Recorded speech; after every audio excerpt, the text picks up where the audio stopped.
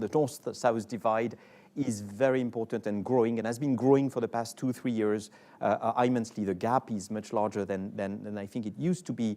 We started from a difficult situation. I think we are in a situation that that not everyone is fully aware of. And in order to solve the global issues that we mentioned, we need to, if not close that gap, at least reduce it.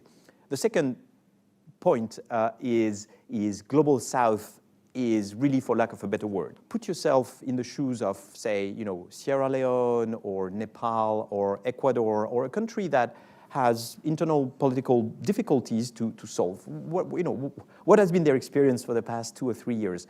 So first there was COVID, and so what they saw was that, yeah, the rich, the wealthy world, as you said, I think the expression is good, didn't come to their help much, and vaccine nationalism was very important, and so that did a lot of damage on health. Many people dead, actually, the lockdown and the economy. Then there was Ukraine a year ago, and its repercussion on the economy, on food, on fuel, on inflation, which was the direct cause for some of the upheavals, social and political upheavals in these countries. And then now they see the West's tightening monetary policy, which makes their debt problem even more difficult than it used to be.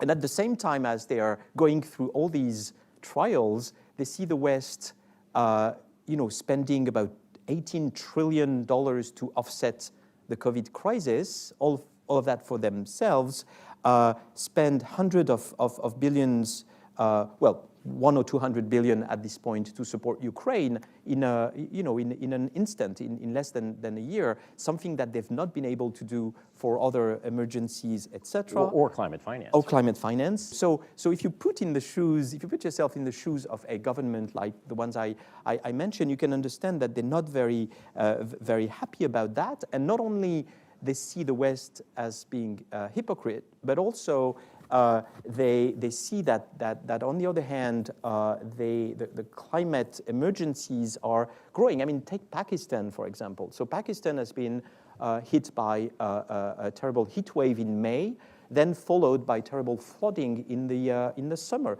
And so how can you expect a country like Pakistan, which has not emitted much CO2 emissions in its history, and which is largely the victim of that, global warming, meet its obligation vis-à-vis the IMF.